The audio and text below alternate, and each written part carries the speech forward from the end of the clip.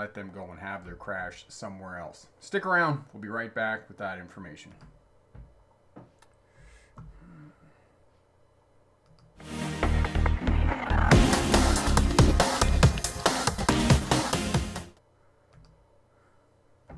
Hi there, Smart Drivers. Welcome back. Rick with Smart Drive Test talking to you today about road rage. And there's my... I couldn't see my preview, so now I can see it. Anwar is here. Katie is here. Hello, my friend. Calvin is here. And Fatuma, I passed my driver's test. Thank you for the videos. They really helped me out. You are most welcome. I'm so glad that we can help out. Awesome. So, we'll get over here to this screen that doesn't screw me up quite as much. If you have any questions at all about how to pass a driver's test, I know it's a very busy time of year for most people. Where am I trying to get to here? Slideshow. There we go. Okay, so just getting everything set up here. Yes, and Corey should be along soon here. He's really good at that. Beautiful weather we're having, so know that, you know, just because we're having nice weather, we got nice roads and those types of things. Do not let your guard down. You need to drive defensively, drive smarter, because this time of year, not only are most people getting their driver's license, going for their driver's test is what I was trying to say, and whatnot, but it's also the most number of crashes during the year is the middle of the summer, and we could say that, you know, there's other people and whatnot, there's more people on the road driving and whatnot, but, you know, so there we go. Kochman, you have your driver's test tomorrow. Awesome. DC is here. Yours, Allah. Hello, Alfred. And my friend Jaden. Hey, Rick, I have a question for you. Is it illegal to do a burnout in a vehicle in a public parking lot? I want to ask the question real quick. I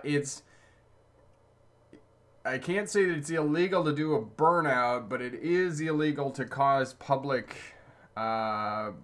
disruption. I'm not exactly sure what the charge would be, but yes, you cannot do that. As well, it's not really safe in a public parking lot. Why not? So, yeah, there's a term that they will charge you with. So, yeah, I wouldn't recommend you be doing that. You know, unless you get away with it at night and whatnot. But I mean, there's lots of good stuff on YouTube about all of that. Mad Trucker. The only time I remember getting mad while driving when I had a lesson in a semi full of lost bulk bags, and it went all over the road at around 50 miles an hour. Oh, that is not good. That is not good. I've had my share of road rage incidences. Most of my road rage incidents, oddly enough, have been on a bicycle. Drivers really dislike people on bicycles for whatever reason. So those have been most of my road rage incidents. I've been mad in the truck a few times, but I think it was only because of fatigue. And other times in my life have been stressed out, unfortunately have spilled over into driving. So sometimes this is the other thing that I'm going to talk about in the presentation, is keep in mind that, you know, we live in a busy world. We live in a world where a lot of people are stressed, and unfortunately they get into a motor vehicle, and that stress, anxiety, anger, whatever emotions they are feeling, they get in the car and it spills out over into their road rage about other drivers and whatnot. And we'll talk a little bit about that. There we go. Tim from Drive Smart BC, he says, in British Columbia here, it's the Motor Vehicle Act regulations, loud and unnecessary noise. So Jaden, it would be the same thing in Florida. There would be a similar regulation in the state of Florida where you live that would be the same thing for doing burnouts in a parking lot with your car, your truck, or your mates or whatnot. You've had the same problem with cycling too. Mad Trucker. Yeah, I don't know what it is. Maybe Tim at Drive Smart BC here can shed some light on that in terms of road rage incidents around bicycles, because bicycles on our roadways are vehicles. I know that they travel slower and sometimes they take up space where you think that they shouldn't take up space, or you can get past them, or those types of things. But I just give cyclists a wide berth, because they're like pedestrians, they're like riders on motorcycles, they're vulnerable road users, so know that. Okay, Natalie, thanks for all your videos. I passed my driver's test in Boston, Massachusetts. That is awesome, Natalie. Thanks so much for letting us know. And my friend Tim at Drive Smart BC, Tim is a retired police officer and has a really great website for people in the province of British Columbia who want to know about regulation, legislation here, and as it relates to driving and whatnot. tremendous website. And most of the regulations, as I was saying to Jaden, who lives in Florida, most of the regulations are more or less the same. They might have a different number and section in terms of the legislation and whatnot, but they're going to be more or less the same. So that's so you can have a look at that. Okay, Gordon is here. Hello, and okay, I'm going to get over to the presentation. I'll get through that, and then we'll have question and answer usually for the last 45 minutes. Anwar, what is a burnout? There's a couple of ways. Good question, Anwar. I chuckle because I know what it is, and obviously Jaden and other people do, but some people won't know what a burnout is. There's two ways to do a burnout, Anwar. One is to do donuts, to go around in a circle, 360 degree. You just basically turn the steering wheel all the way to the left or right, and then step on it. And if it's rear wheel drive, it's a lot easier, obviously. It'll just go around a circle and it'll smoke the tires. Or the other thing is you can just park the car, put your foot on the brake, and of course this is a lot easier if you got an automatic transmission as opposed to a manual transmission. You just hold the brake and then put the throttle right on the floor, and it'll just lock up the brakes on the front, and the back tires will spin until the tires smoke. And if you really want to make a lot of smoke, you pour Javex on the back wheels. The bleach will really light them up and start them smoking. Tim says probably more drivers being bad to cyclists than vice versa. Drivers feel entitled. Tim, I would agree with that. In my experience of motorists, I've had them do some pretty dangerous stuff to me, and I feel very, very vulnerable when I'm on my bicycle. I just don't let my guard down when I'm riding my bicycle. All right, so let's get going here. So road rage. So road rage is acts of aggression from one driver to another driver, and that's what we're going to talk about tonight. We're going to talk about how to keep yourself safe on the roadways. For those of you who are new to Smart Drive Test, my name is Rick August. I do have a PhD. I drove truck from Canada into the United States for most of the 1990s, running LTL freight. As you may or may not know, LTL freight is less than load, which simply means that you've got multiple drops on a trailer. So you might go to New Jersey and New York City and you got 12 drops on one trailer. That's what's called LTL freight. While I was going to university in Australia, I drove buses for Greyhound there, one of the regional bus lines. I really enjoyed driving buses. It was a lot of fun after driving truck. And ran between Melbourne, Canberra, Sydney, and Parkes, New South Wales, which is in the outback of New South Wales. Became a licensed commercial driving instructor in 1997, and so I've been a licensed driving instructor for quite some time. 2006, I graduated from the University of Melbourne in Australia with a degree, a doctorate in legal history, which is the study of policing, courts, and prisons. My expertise is in traffic as it relates to policing, interestingly enough. So that's me in a nutshell. New video this week, teaching you how to pump fuel, just going over some of the things about how to pump fuel, do it safely, and those types of things. And it was interesting in terms of the pumping fuel video. A lot of people were kind of concerned about not having your vehicle grounded and whatnot, and that you're going to cause a spark and cause an explosion at the fuel pumps. It's not going to happen. It's not Hollywood. It's definitely not Rambo, First Blood for sure. However, we have a vested interest in fuel pumps staying safe and having them not blow up while we're refueling our vehicles. So there's a lot of engineering features in place that will keep you safe while you're fueling your vehicle. You don't have to ground it. All right, road rage, social driving, hurry up and go. The pressure to go, peer pressure amongst social driving, amongst traffic is real because it is a social activity. You are interacting with other people on the roadway, so know that. One of the key components of learning how to drive and learning how to drive safe is to focus on what you're doing and not getting distracted by other people on the roadway. So know that you have to focus on what you're doing, because if you get distracted by what everybody else is doing and the fact that they're not signaling when they're making turns and those types of things, or they cut you off or whatnot, the next thing you know, your driving is going down, down, down. The quality of your driving, the ability to control your vehicle in changing traffic conditions, and you have to focus on what you're doing and know that what you're doing is safe to the best of your ability. All right. So the driving task, and I've talked about this before, there's 6 components to the driving task: the driver, the vehicle, the traffic, road, light, and weather. And none of these are going to be the same on any given day. You're always going to have different vehicles. You're going to have different drivers.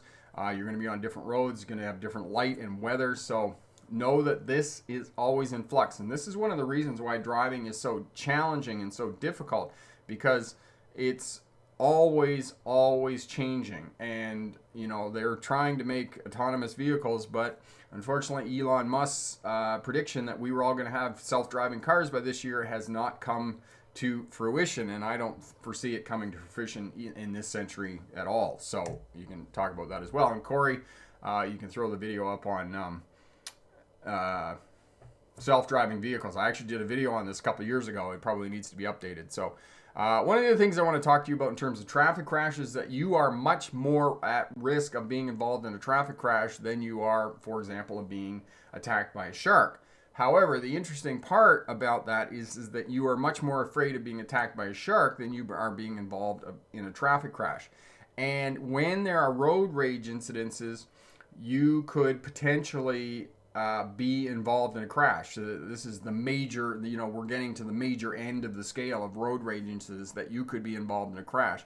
And you can see there on the statistics, if you Google this in terms of statistics and risks and what's the likelihood of something happening, that getting attacked by a shark is very low. It's like 1.1 in 4 million that you're going to be attacked by a shark. But being involved in a car crash is 1 in 84.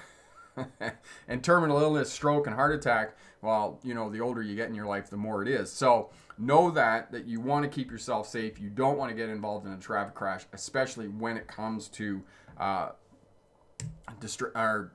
aggressive driving. So minor aggressive driving is simply horn honking, hand gestures, giving somebody the finger, telling them they're number one, flashing lights for them to get out of the fast lane, tailgating, yelling, those types of things. Those are all minor forms of aggression on the roadway. And if you're learning how to drive and you're signaling and you're not sure when to go during the gap, or you're driving the posted speed limit because you have to prepare for your driver's license, you're probably going to get honked at. You're probably going to get the finger and those types of things. And in my experience of teaching people how to drive, it doesn't matter whether you have a student sign on the back of your car or not. They're still going to do this to you. All right? Major violence when you're driving and road rage is using vehicles as a weapon. So they try to cut you off, they brake check you, they follow you around. What I call brake checking at high speeds is that they'll pass you, they get in front of you, and then they'll slam on the brakes at high speeds. It's incredibly dangerous. And then finally, if you pull over and you forget to lock your doors, physical violence, they could pull you out of the vehicle and you could experience physical violence. So these are some of the high-end acts of aggression that you could experience when you're driving, and it's real. It happens a lot, and it gets, now that a lot of people are having dash cams in their vehicle, we're seeing this more and more on social media. So what do you do to keep yourself safe? Do not engage, first and foremost. Do not engage. Most people can only stay angry for a couple of minutes. So they're probably, in most cases, if you end up on the side of the road and they come up and they start yelling at you at the window, they're only going to do it for a couple of minutes, and then they're going to go back to the car and they're going to get in the car and they're going to drive away in a big huff. Okay? So don't aggravate them. So long as you don't aggravate them, they're going to have their couple of minutes and then they're going to get back in their car and they're going to drive off. So don't take pictures of them. Don't talk to the person. Don't engage. Don't roll down the windows, and don't unlock the doors, okay? And if they're following you, insisting on following you, don't drive home. Drive to a public place. Drive to a police station, or those types of things, okay? So do not engage. This is the golden rule. I know it's difficult. I know that you're afraid. I know that they're yelling at you. They're upset. They're angry. They're banging on the car, those types of things. But do not engage. You can see here in the image, the guy's like hanging on the front of the car. Well, I mean, what is the person going to do? I mean, this is not Hollywood. They're not going to stay there. So, keep yourself safe and do not engage. All right. Let them have their crash somewhere else, okay? one thing that I can tell you right now is that 75% of the cases where somebody cuts you off, the person didn't even know they cut you off. So know that first and foremost, okay?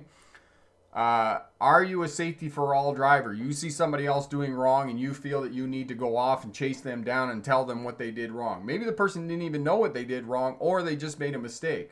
So, try not to get involved in what other people are doing. Okay? Pay attention to your own driving, as I said in the beginning. And this is one of the hardest things when you're learning how to drive. And finally, you don't know who is in the other vehicle. I'm going to talk to you a little bit more about this, okay? In just a second. I got a really funny story for you about that. All right, so good luck on your driver's test. And remember, pick the best answer, not necessarily the right answer. All right, we'll get back over here. There we go. There we go. Okay, so the thing I want to talk to you about is that you don't know who's in the other car. All right, my karate sensei, he was young and liked to fight and those types of things. And so he was involved in a road rage incident with somebody in the, hopped up Jeep, or not a hopped up Jeep, but a pimped out Jeep. So anyway, pulls over to the side of the road. The Jeep comes around in front of him, parks in front of him. The guy gets out of the car. Sensei gets out of his car, walks up to the guy, fakes to the head with a roundhouse kick. The guy leans back like this. It's classic move because as soon as you go to kick somebody in the head, they're going to lean back. He kicks the legs up from underneath him, jumps on top of him, and he says, "You need to get back in your car." And that was it. The fight was over. And this is what I'm telling you about. You have no idea who is in the other car. And when I was going to university, and I haven't been able to find this book since, but it was I think the title was Criminal on the Road. And they were doing interviews of people who were recidivists, who had repeatedly been charged not under the Highway Traffic Act, but under the criminal code for acts of violence and road rage and those types of things. And the guy said, when people flip me off, I chase them down, I force them off the road, and I beat the living snot out of them. Of course, it was a bit more profanity than that. But that's essentially what he said. So this is the other thing that I'm telling you, that do not engage with people because you have no idea who you're dealing with. No idea who you're dealing with. And, when I started martial arts years and years ago, my sensei said to me, he said, the guy in the bar that'll go out the back in the parking lot with you is usually far more dangerous than the black belt. Because the black belt, in most cases, not all cases, there are some people in martial arts who like to hurt other people, but most black belts don't want to fight. They don't want to hurt other people because they know how much they can get hurt or hurt somebody else.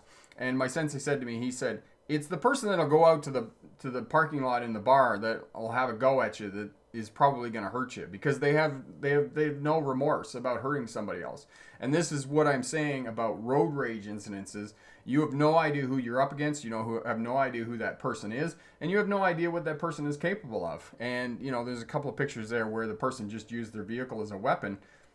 That happens, unfortunately. And like Farron says, people be crazy sometimes, especially when they're in a car and they are ticked off. They could potentially hurt you. Jewel, you are most welcome. Thank you so much for your kind words. That's awesome. Gordon, the normativity of driving makes us less afraid of driving. We don't realize we are in constant peril until the implicit skill. Cruising becomes an explicit swerving. Yes, that is true, Gordon, for sure. Tim, you are more likely to suffer financial injury or death through driving than from all other criminal acts combined. Yeah, well, that's a sobering thought. That's a very sobering thought. Financial, I'm thinking that's a word, but I don't know.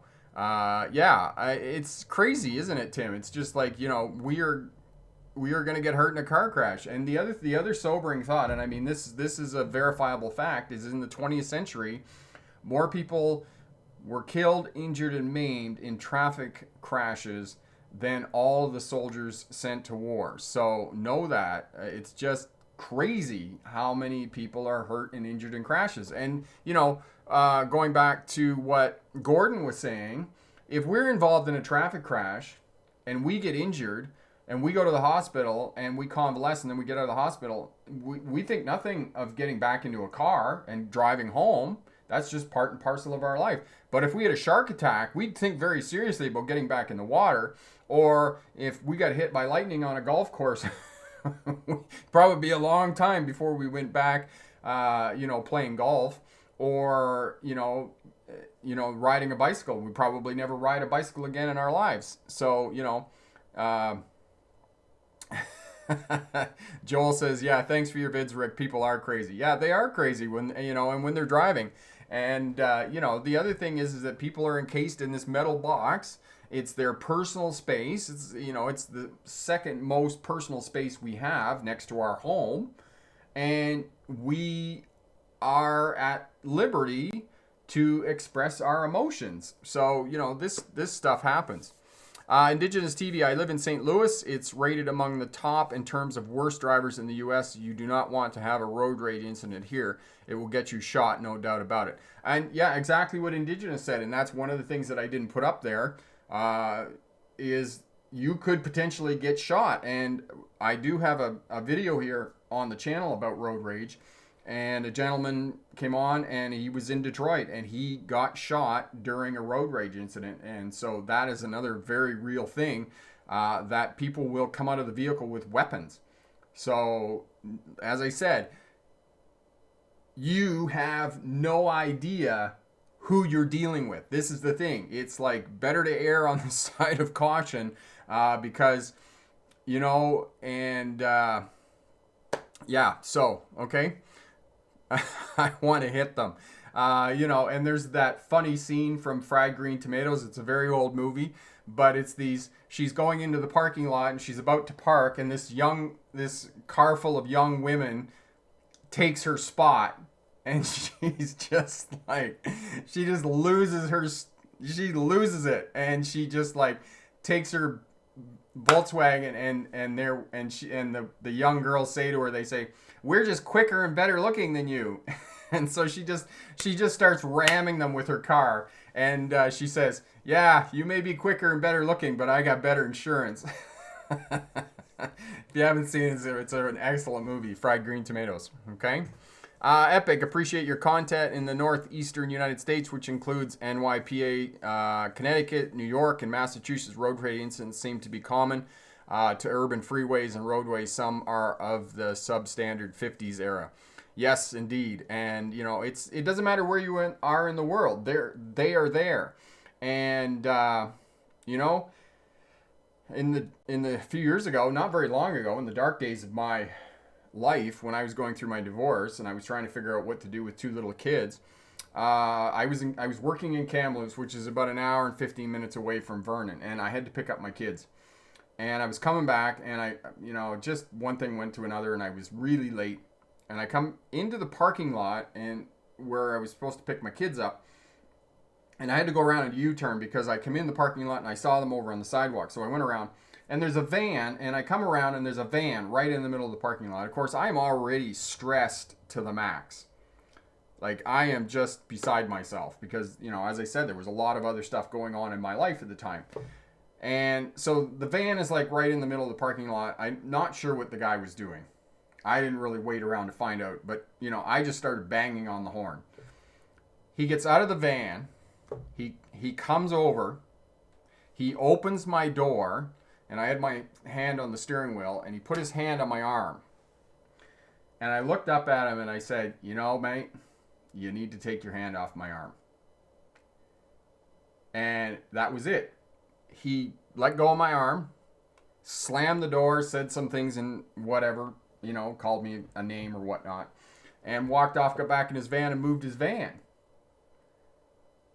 But, it was weird. But he, I don't know whether it was the look I gave him, but it was just like, don't go there, mate.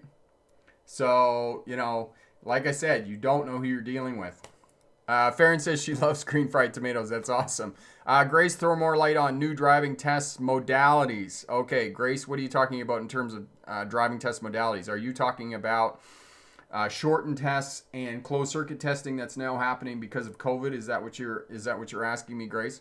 Gordon, my brother got into a road rage incident with a tow truck.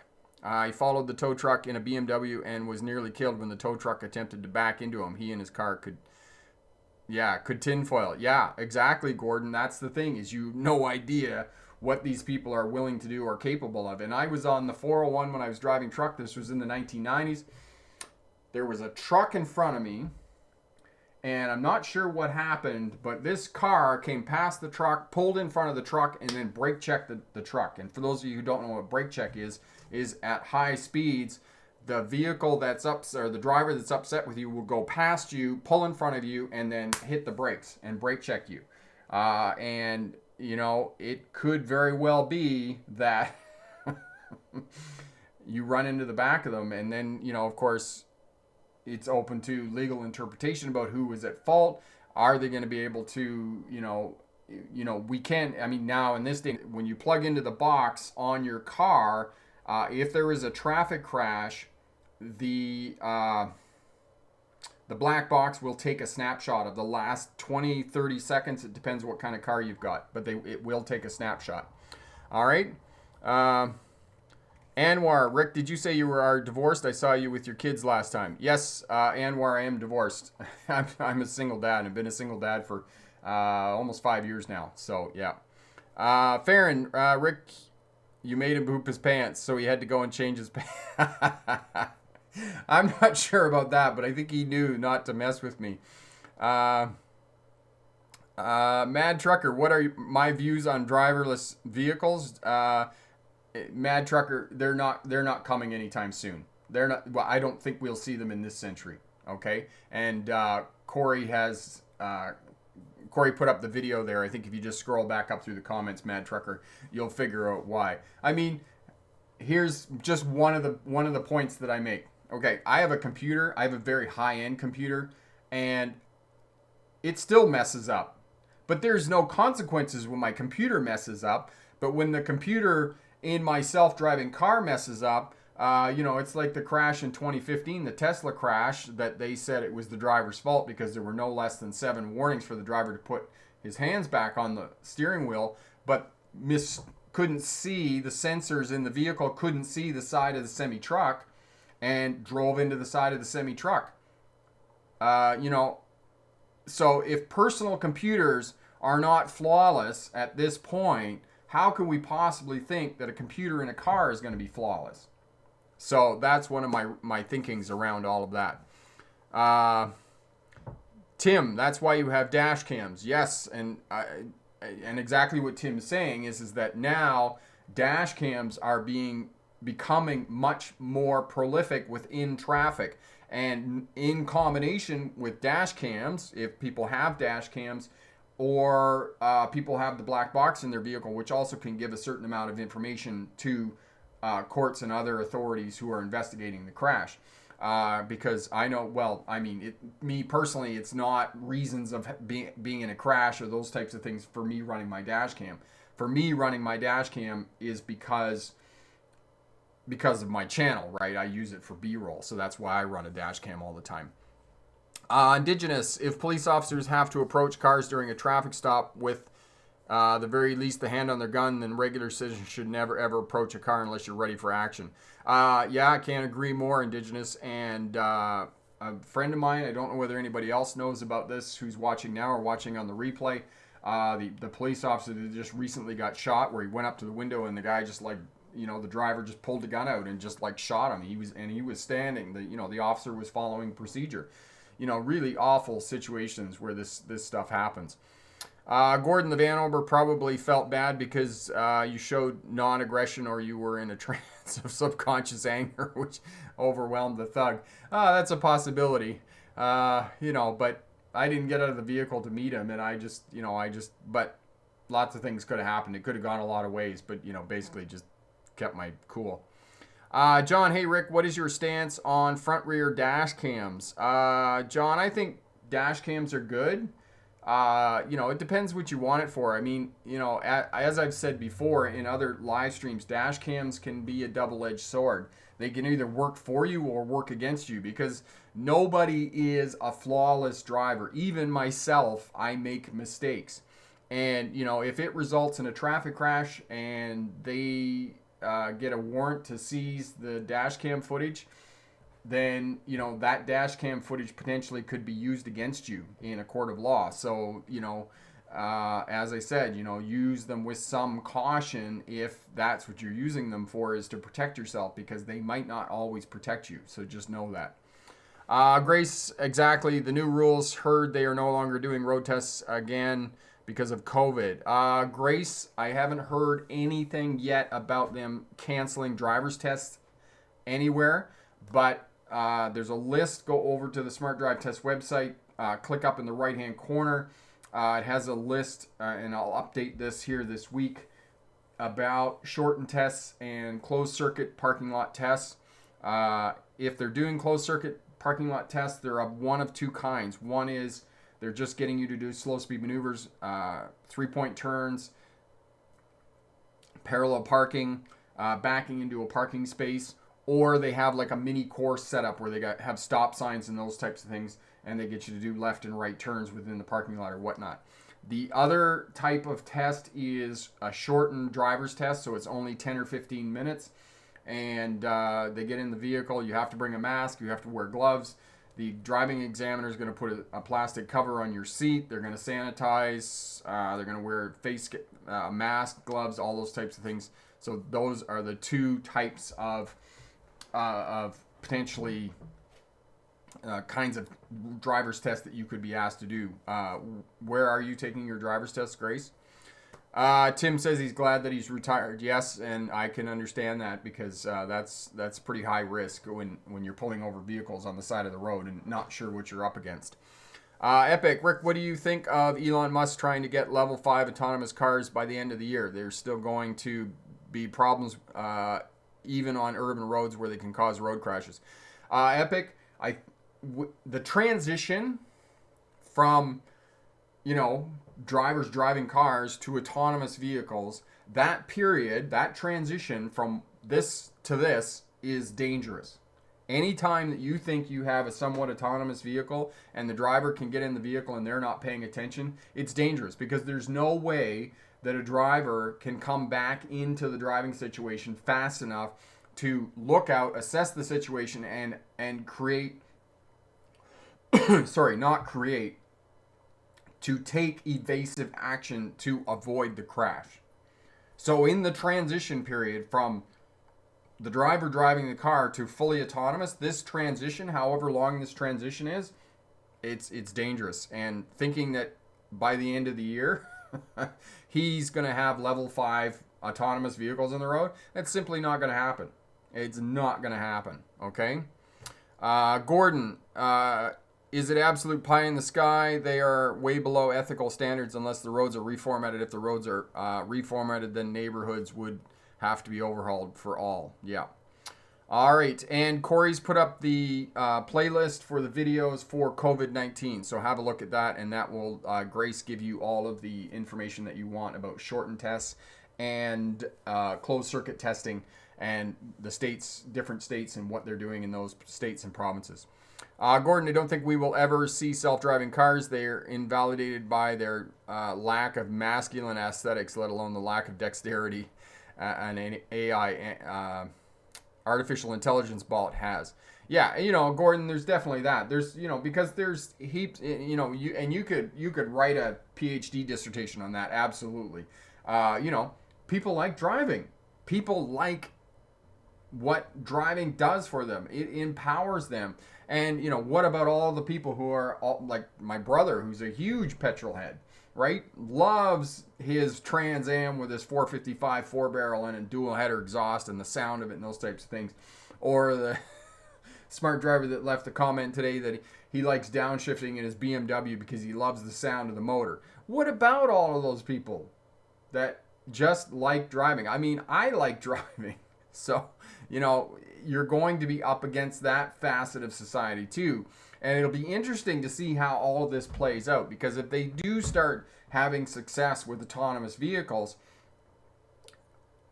when insurance companies get involved and they can say statistically, with some certainty that, you know, autonomous vehicles have less car crashes than people behind the wheels, and then they subtly start forcing people to have autonomous vehicles because their insurance is too expensive and they can't afford to drive the car themselves. So, you know, it just opens up an incredibly big can of worms and more questions than answers for sure. Okay. Epic, really good point. From what I can see, researchers might be trying to do autonomous driving on buses in the cities to determine if it's safe to do level 5 autonomous driving in urban areas. You know, Epic, there's just too much going on in cities. And unfortunately, the limelight has been taken off of autonomous vehicles because as I suspected, it only took a couple of fatalities with autonomous vehicles for them to, you know, the general public to get away from all of the hype that was going on around autonomous vehicles. And there was the crash in Arizona with the woman, with the Uber driver who was sitting behind the wheel. And it was, you know, you could see from the cameras in the vehicle that she was doing something else. He or she was doing something else. I'm not sure whether it was a woman or not, but they weren't even paying attention when it ran over the pedestrian walking their bicycle across the road. And, you know, it just opens up a legal nightmare in terms of trying to find culpability in terms of the crash. Who's at fault? The autonomous vehicle or the woman that was jaywalking across the street with her bicycle at night? So it's difficult. It's difficult to say what's going to happen.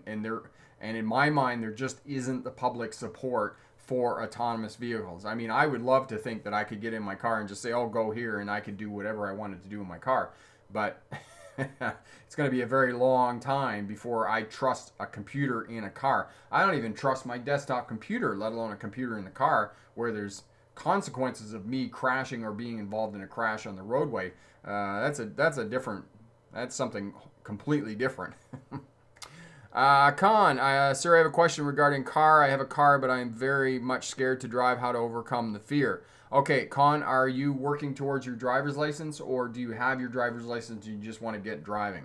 Just answer that question.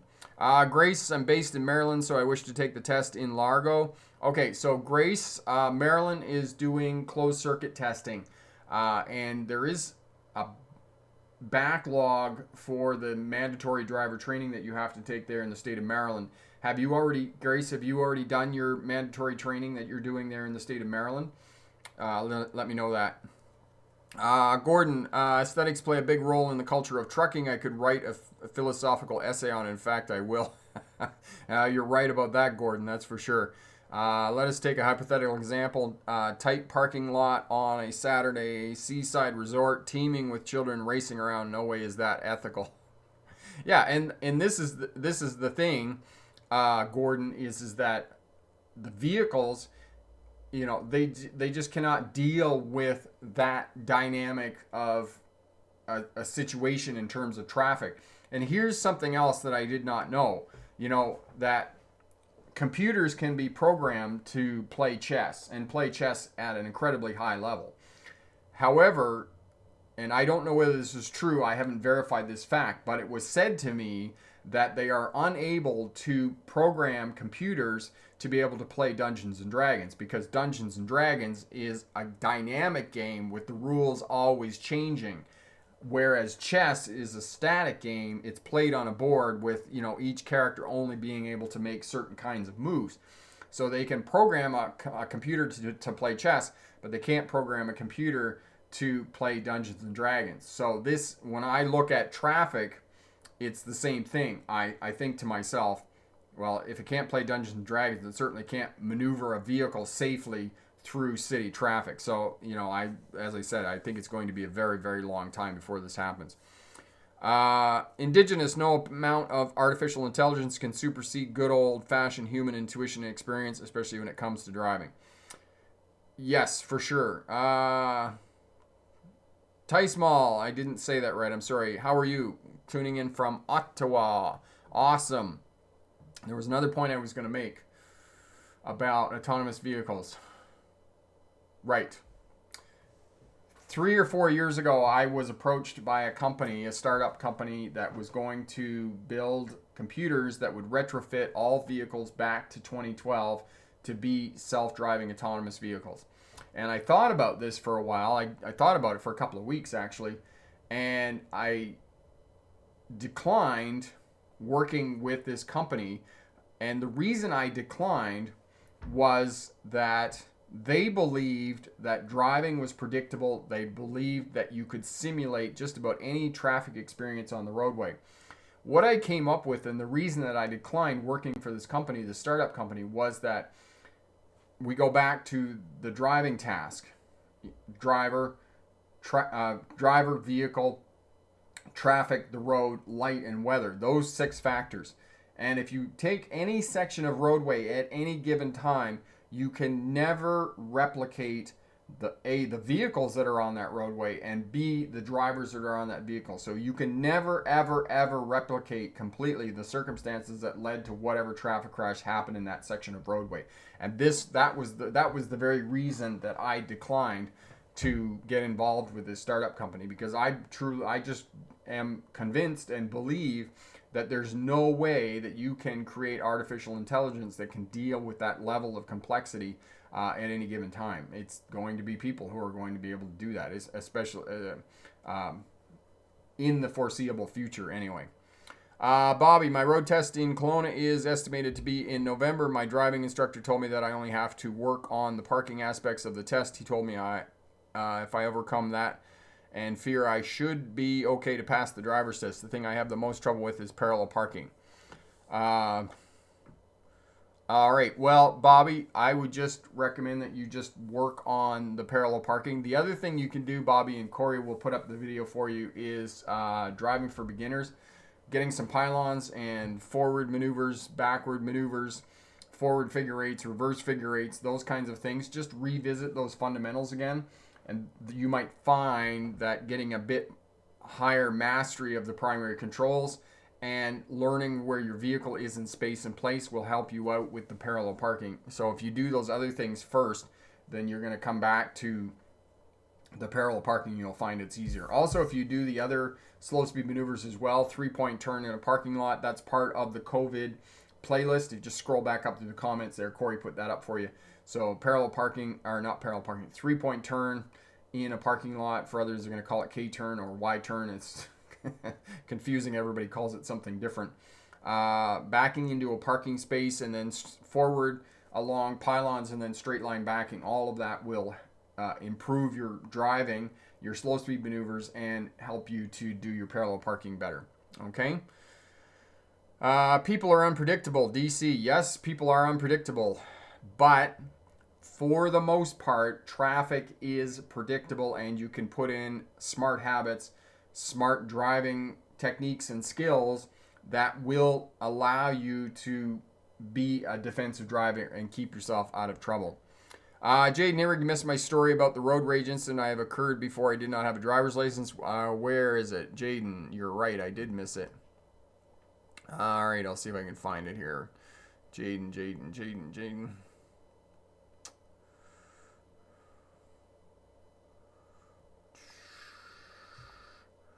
Way up here.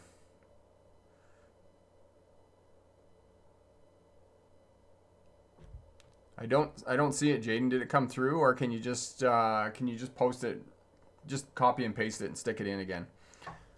Okay, Mad Trucker, I'm off now. It's 2:45 where I am. I have a long day coming up. Thank you for all your help. You're most welcome, Mad Trucker. You take care and drive safe on the roadways. Keep the bugs off your glass and the bears off your ass. That's from the old days. Okay, Farron, she says she's for autonomous vehicles. He says, my God, we're in the hands of engineers. Okay, that's a funny line. Okay, Grace, finished with the training, planning to schedule for the road test before this pandemic. Yes, get your driver's test there scheduled, Grace, and you're going to be awesome. Thanks, Jaden. Good quote. Yeah, and it was funny because I put a post up on the community tab on Friday on what's your dream car, And we had a lot of fun with that one. That one was very popular. A lot of people had some great cars. Some people, I just kind of shook my head and I'm like, really? That's your dream car? Uh, I think one person said they wanted a Saturn for their dream car. I'm like, that is not a dream car, man. That is, you need to dream, you need better dreams. Cars that control themselves. Nope. All right, Robin, I'm 30. My husband, yes, has the worst road. He has the worst road rage ever, and it gets worse the older he gets. His driver is the reason I got my driver's license because I hate being a passenger with his driving. And you know, Robin, I'll tell you a funny story about that. I have a dear friend of mine who lives in Ontario, David, and when I first met David, he had an old Volvo, you know, one of those boxy things, 4-door green Volvo. And David, just go over, Corey will put the link up for my autobiography over on the website. And at the top, it has, what's the name of it? But it's Mr. Wheeler and Mr. Walker. It's a Disney, Motor Mania, that's what it's called. It was a Disney cartoon put out in 1950, and it's about this guy who's Mr. Walker, and when he's walking, he's the nicest guy in the world. He's, you know, wouldn't hurt a fly, all those types of things. But as he gets in his car, Mr. Wheeler, and it's this Jekyll and Hyde transformation. He just like, you know, mowing people down and just a road hog and all the rest of it. And my friend David was like that. It was the worst. He's the nicest guy, but get in the car with him and he's cursing people and shaking his fist at them and yelling and screaming. And there are people who are like that. They get in their vehicle and there is just this transformation that is just something else that I just cannot quantify. So yes, it's not just your husband, Robin. It's other people too. So yeah, know that. Okay, so Jaden, before I moved up to high school, I encountered this crazy driver when my mom was driving. The guy ran into the back of us twice. Well, I had my favorite dog for the car. We had to call the police. Yeah, and Jaden, you know, that's a minor incident, you know, because the guy ran into you. But this is what I'm saying about you don't know what the other person is capable of, and they will ram you. For no apparent, you know, they'll use their vehicle as a weapon, and it is incredibly dangerous because it's not like it is in the movies, okay? So, Corey's put up the link there for the autobiography. If you're interested in knowing more about me and how I got here and started the YouTube channel and whatnot, you can go over and have a look at that. Some funny stories about Australians, especially one Australian bloke in particular who trained me. He was pretty funny. Fierce, can you introduce yourself and what this channel is about for the first-time viewers like me?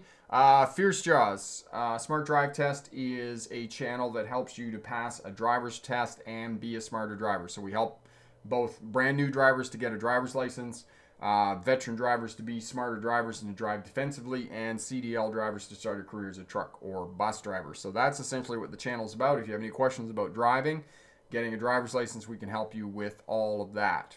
And Rick August, I'm a licensed driving instructor. I've been doing this for about 30 years. Most of the stuff was in vehicle, some driver training, driver rehabilitation as well, helping people to drive with hand controls and whatnot. And then about 5 years ago now, I started the YouTube channel, and we're doing really well and helping lots of people and being of service. So great.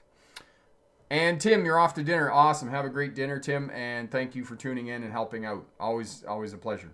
Have a good night. Okay. Hull, just stay off the road. Well, that doesn't sound like much fun. I want to go and play in traffic. Jaden, I did encounter more road rage incidents. One was on the highway when two vehicles were coming up too close while taking my dad to the airport. Yeah, Jaden, it's inevitable. If you're going to drive, eventually you're going to get a road rage incident. It was like last night. I went down with a friend of mine to go canoeing, and we're coming back, and it's 2 lanes with a center lane, like a left turning center lane in the middle of the road. And there's a minivan, and there's a couple on a motorcycle beside the minivan. And then all of a sudden, they kind of stopped on the side of the road, and the motorcycle was beside them. And the van kind of pulled over, and the motorcycle went ahead. And my friend said to me, he says, that was really nice of the van. And I was like, I don't think that was a nice kind of gesture. The van... nothing came of it. The motorcycle took off in front of the van, and then, it was kind of over. It was very brief, but and it was difficult to tell whether in fact it was a road rage incident, but I think it was. Umar, hello, how are you? I'm listening to your stream. And you're having something to eat. Oh, I'm looking forward to having something to eat. Wang, when was the last accident I was involved in? I've never really had a crash per se. Touch wood. Touch wood on that. I had one when I was young and I just first started driving. I banged into lots of things over my time. I mean, you can't drive a tractor trailer or a bus and not bang into things. The last big kind of incident, wasn't really a big incident that happened with driving the bus, was the buses where they were parked in the depot was really tight, and the buses were really close together. And you knew when you got in the bus, you had to pull straight forward. But, you know, the thing about driving and banging into other things is that it takes one moment of inattention, and this is exactly what happened. When you drove out of the parking spot where the bus is, you knew you had to go straight forward, and you had to go across the fuel island. Well, there was somebody on the fuel island and wasn't thinking. One moment of inattention, I pulled out and I turned to the left, and right down the side of the bus for about 8 feet was the mirror of the bus parked right beside it. And oh, did the manager, he was a young kid, he didn't like me at all. He really had a go at me. And that was probably the last crash that I had. But, most of the things that happened while I was driving bus and driving truck was something that happened out on the, in a parking lot or in a loading dock or some crazy place like that. So that's usually what happened. Okay. Gordon, what are some motorist customs you would like to see return? Gordon, I don't think that there's really any that I would like to see return because, cars are better. People are more relaxed and those types of things. I don't know. I'd have to give that some thought. Let me give that some thought. A few days ago, I got caught on a narrow road, which didn't allow me any space to get past the oncoming car. Thank goodness there was a driveway nearby. Well, that's good that you didn't get into a crash. John, remember your driver's license is a privilege, not a right. Be kind to your fellow drivers. Yes, unfortunately, John, that doesn't always happen. What are some self-defense techniques you can use when someone attacks you driving a road rage incident? Could you be charged if you hit them while they trying to get away? One of the things, Gordon, that you need to know about fighting, and I'm not really going to tell you a whole lot about fighting because it's not like it is in the movies and it takes a very long time to learn. One of the reasons why people fight with you is because they think they can win. If nobody's ever going to start a fight if they don't think they can win. So first and foremost, in terms of winning a fight, is to unbalance them and to think that wait a minute, I'm not going to win this fight. And that's the first thing that you need to do.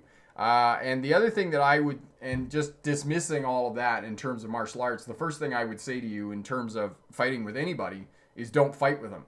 If you do get out of the car, get out of the driver's, or not out of the driver's, out of the passenger side of the vehicle and create space between you and them.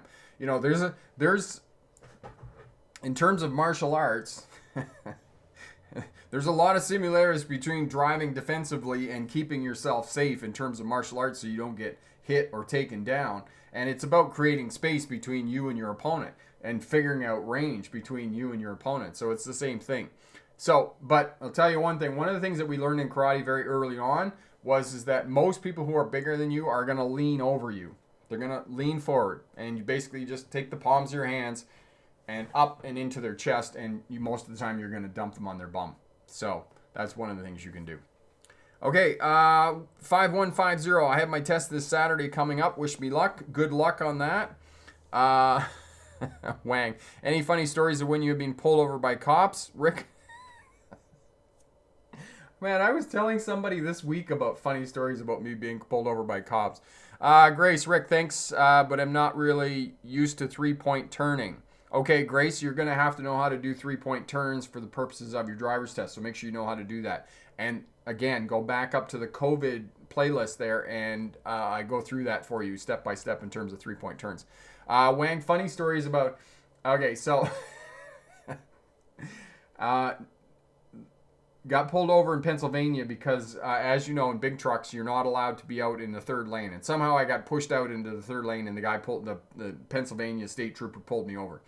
He comes up to the window, and I'm in a cab over. And so cab overs, you're like 6 feet up, right? And the police officer comes up and he says to me, he says, "License or registration?" And I look down on him. Of course, never say this to a police officer. Never deny what you did. And I looked down on the police officer and I said, "Is there a problem, officer?" Well, he just screamed at me, "License and registration now!" And I thought for sure, I'm like, yeah, I'm definitely getting a ticket. And so I got out of the truck. I said, "Permission to come out of the truck?" He's like, "Yeah." Brought my paperwork down, my license, logbook, and everything else, and gave it all to him. He went back to the vehicle. He was back there about 20 minutes, looked at everything, and comes back. He gave me a warning. And not only did he give me a warning, but he actually pulled out with his lights flashing in the lane and actually made room for me to get back out on the road. So there's one of your funny stories about getting pulled over by a police officer. Never ask, "What's the problem?" Don't say that. All right, Jewel, how do you not miss your exit on the highway? What do you do if you miss your exit? Can you do a video about this? All right, so Jewel, one of the things that I will tell you about your exit. Okay, so you're in the States and you're on the interstate. Go on Google before you go out on the interstate and figure out what the exit number is, okay? Because there's mile markers along the interstate and your exit number will coincide with those mile markers, right? So you know when you're driving down the road, say your exit is at 370 and you know that you're at 365 and then 366, 367, right? You know that when you're at 365, you got 5 miles to your exit. So you move over into the right-hand lane and then you get to 368, 369, and you know within the next mile you're going to get off the highway. So figure out the mile markers on the interstate, and that will really help you with your driving and making sure that you get off at the right exit. If you do miss your exit, and that's an excellent suggestion for a video, by the way, I can go down to Vancouver and do that for you. If you miss your exit, go down to the next exit. 9 times out of 10, you can get off, go across, come back on the freeway, and then get off at the exit that you initially wanted to do. So that's what I would suggest to you, okay? Don't try and, get over, because you're just going to get yourself into trouble if you do that. All right? Farron, I still have not been pulled over for any crime. What does it feel like? What does it feel like? Oh, that's funny, Farron. You really need to speed a little bit more. I mean, maybe not in South Africa. You don't want to get pulled over. But, yeah, I've been pulled over quite a bit. And when those lights go on, man, it's just like, oh, man. Because, in a lot of times you think it's going to cost you money. But really, police are really good. Police are really good. And I have to say that probably 8 times out of 10 that I've been pulled over, I haven't been ticketed. So, it very seldom costs you money. Not like somebody I met here a couple weeks ago said they'd been pulled over twice for excessive speeding. We have a charge here in Canada now. What do they call it? It's not called excessive speeding, but it's speeding 30 kilometers an hour above the posted speed limit. So if you get caught above that 30 kilometers an hour, they tow your vehicle. And it's very expensive, not only in terms of insurance and the speeding ticket and whatnot. And this person got pulled over twice by the same cop for excessive speeding. I was like, oh, that sounds very expensive. And it was very expensive. Justin, remember me. Yes, I do remember you, Justin. How are you, my friend? Lightning, have not been pulled over. There's just a feeling undescribed when those lights go on in the back and they're coming for you. Hello, my friend Sam. How are you? It's so nice to see you. Oh, I was so disappointed when I couldn't come down and see you, but I really can't complain, Sam. Really great. How are you, my friend? Are you keeping safe there in New York? I hope so. Oh my God, it's busy, busy, busy. My G2 license will expire in October. What should I do to book for a road test, even though they don't do it yet because of COVID, or extend my license if that's possible? Zuhour, I think that's how I say it. In Ottawa, they have resumed testing in the province of Ontario. So see if you can book a test, and as well, if you can't, get a test before your license expires, they're probably going to extend it. So know that for the purposes of your driving. Big Mac Sam, awesome. Haven't seen you for a long time, my friend. Not bad at all. That's awesome. And you're working a lot, so that's really great too. Lightning, Farron, you're not going to get shot if you speed in the U.S. Speeding is almost it's almost with American patriotism there in the U.S. Most most U.S. interstates, you can drive 15, 20 miles an hour above the posted speed limit. You're going to be fine. You're going to be fine. And I also know that in the state of Georgia on Interstate 75 going south towards Florida, if you're not doing 80 or 90 mile an hour, you are going to get run over. So know that down there in the south.